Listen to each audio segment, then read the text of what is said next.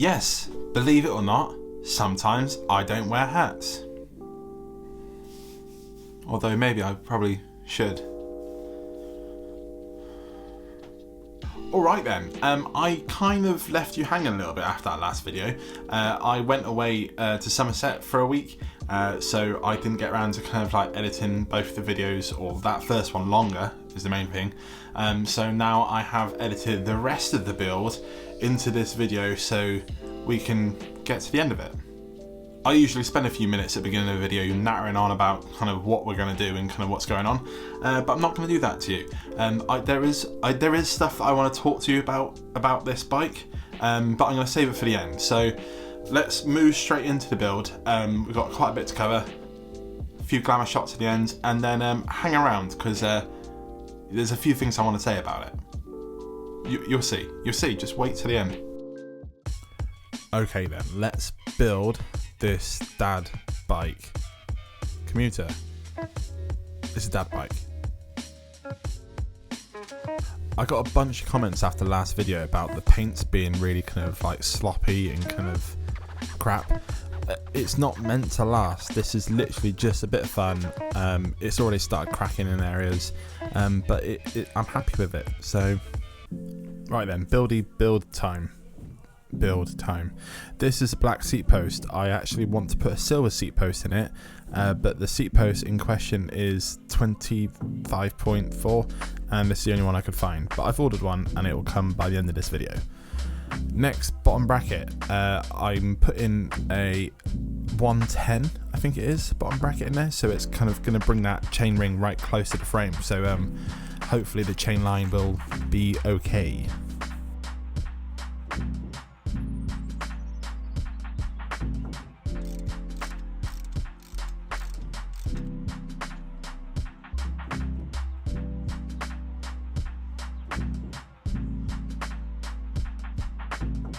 Currently my favourite thing are these cranks, but I also love this chainring. I'm going to put a medium chainring on there. This is the 94 BCD and it is a 38 tooth, so it won't be too spinny basically. I've got tons of packets of chainring bolts knocking around, but most of them are 4, which is useless for this because it's got 5 bolts. So I happen to find these pink ones, which I keep putting off on builds, and I think it works kind of perfectly on this one. So, result.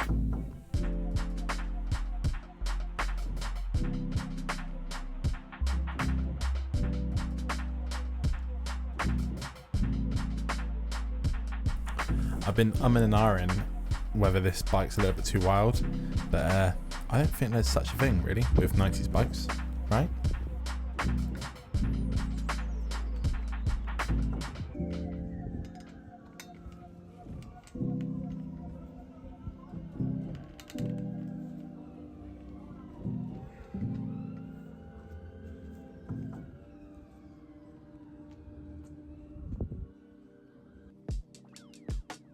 Pedals, I went for these kind of Dayglow NS Bikes pedals. I've had these for ages in a box, got them in a sale, just never put them on a bike.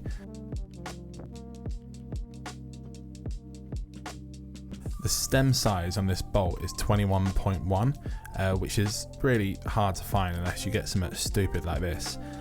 This headset or stem, it's fine, but it's really short, which doesn't help when you've got a small bike and you'll probably ride mediums and larges usually, so it's annoying, but it's all I could find. I did have a stem adapter for this ages ago, couldn't tell you where that is.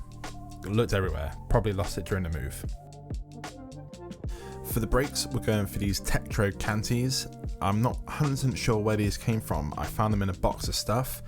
One of my followers on Instagram actually sent me a load of stuff. I wonder if it's from him, potentially. So if they are, cheers dude. I did notice at this point that the brake posts, one of them from the factory, still has a bit of the yellow paint on them.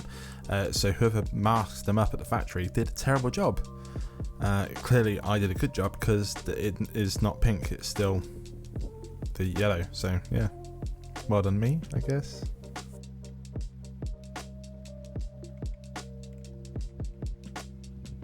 Now, handlebars, I've had these Moto bars for ages. I can't even remember exactly why I bought them and what build I bought them for, but they were still in their wrapper. So I opened them up, they were super shiny, and I think they look absolutely sick on this. They're 800mm wide, and they feel awesome. Talking about feeling awesome, this SE Racing saddle, I found it really cheap somewhere. It looks sick. Oh yeah, and then the black seat posts. I do change this at some point, so at some point it will just go silver. I don't know if it's in this video, but it definitely will be by the end. That's it really. And then the brake hanger. It was a little bit busted. I did see if I could find a replacement, but I couldn't. So we're just going with it. The wheels that I had for this bike, they are set up for like 6 or 7 speed, so they're a little bit wide. So I'm going to remove the spacer and put this slightly narrower one on, and it should fit.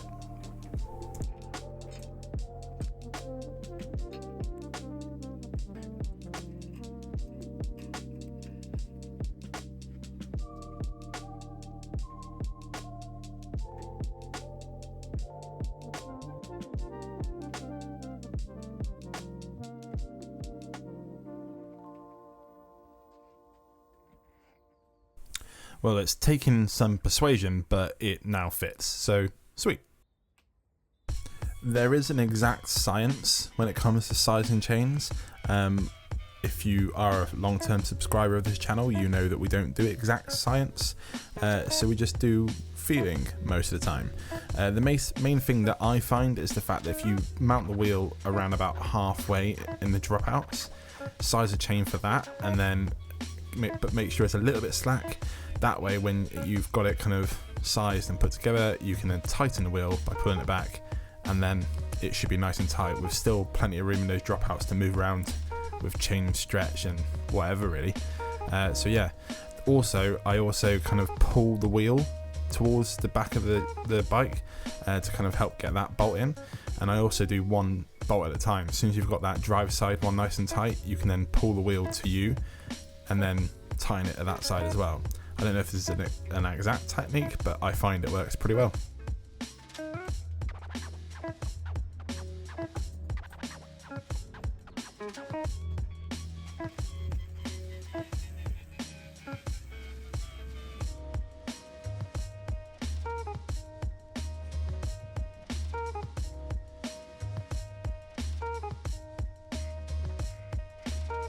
This is around about the time I started doubting the size of this bike. It is too small for me, but I kind of really wanted to make it work. So I put that stem nice and high, handlebars quite forward, and then roll with it.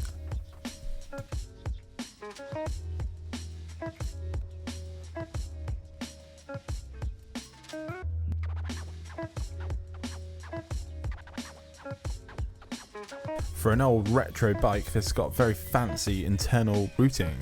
At this point, I hadn't actually got my Lifeline tools that you may have seen in the previous video, so I didn't have my internal routing kit, so I had to do it the old school way.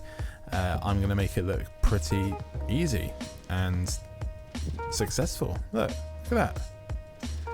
It actually took me about 32 goes, so it wasn't that successful. The last thing was the brakes.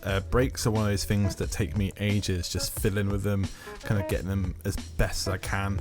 I definitely feel like spending extra bits of time aligning the brake blocks and all that sort of stuff makes a hell of a difference. I've been promising a video as well on brakes, so let me know in the comments below if you want me to do one just on brakes. But that's it. Let's go for a ride.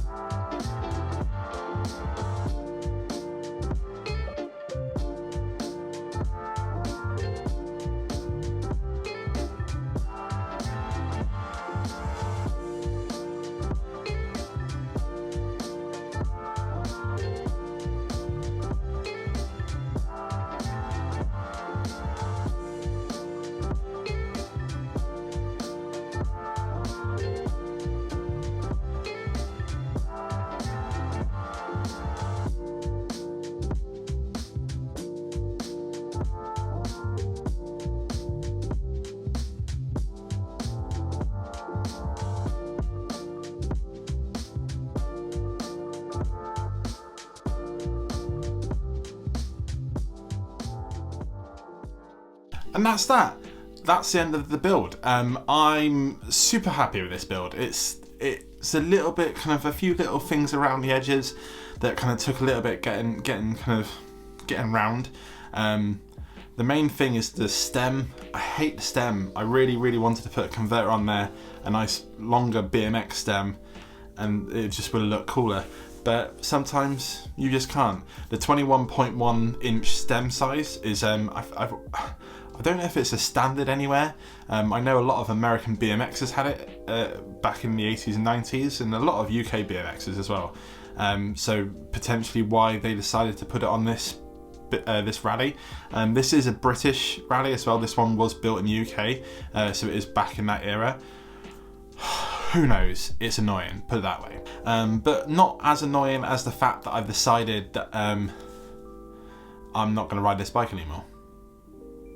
At the point of recording this, I've been riding it for about 2 or 3 weeks. I've actually built it a little while ago, and it just took me a while with the move and getting settled in to kind of get to this point. And it's too small. I built it for taking my son to school. That's the main job of this bike. I ride other bikes to work, and I kind of ride other bikes for fun in the woods and stuff. This one is purely just for kind of like nipping up, not even the shots because we've got the truck bike for that, but this is purely for that. I wanted something that I could put a seat on and we can go for a nice ride to school and back. But when he's on it, it makes it's quite cramped on there. So much so, the shotgun seat that's on it is so far to the front that if I turn suddenly, his knees get a little bit hit by the handlebars and stuff. So not only am I not very comfortable, he's not very comfortable. So essentially, I failed. It just doesn't work for this. I've taken the seat off. I've taken it for some longer rides just on my own. I rode it to work for a good few days. So that's like 20 miles, 10 miles each way, and it was fine. I did find myself hanging off the back of the seat quite a bit, and it's too small. So long story short, I need to build another bike for my son, but I also want to kind of try and combine it with something that I can ride commuting. But not only that, something that might be quite cool to do some kind of like gravel rides and kind of like there's some like bridleways and stuff like that around the area. So I could drop him off at school and then do a nice ride, or do something on the way back. So I'm thinking about that in a moment. That's probably going to take me some time. So we're not just going to bin this one and then just build another one straight away. But that I will be working on that in the background over the next couple of weeks. Anybody who follows me on Instagram would have probably have seen my clips that I've been riding in the forest with my rock hopper. That's hard to remember what that bike was called for a second. That was actually at Swinley Forest. So potentially the next video, if I can edit it quick enough, will be of me riding in Swinley Forest with the rock hopper. It was awesome. It was really fun, and I'll talk about that more in the next video. But for now, we have new stickers. This is the Save Old Bikes green. It's just not focusing. It's a Save Old Bikes sticker, but it's now in green. This is the spring edition. It's available on the store now. This is the website. The links will be below. Go and check it out. The other Save Old Bike stickers have been restocked as well, and I've just got a new bag of these. So the fun stickers are back as well. I only had like 2 left, so now we have lots and lots.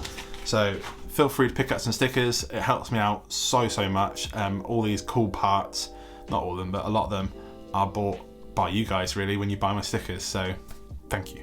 I've got a lot of cool videos coming up. I'm working on about 4 or 5 all at once at the moment to give me a bit of a buffer for some bigger videos that are coming out down the line.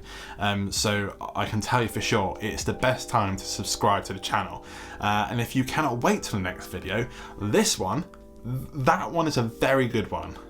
No, that felt weird. That's a particularly good one.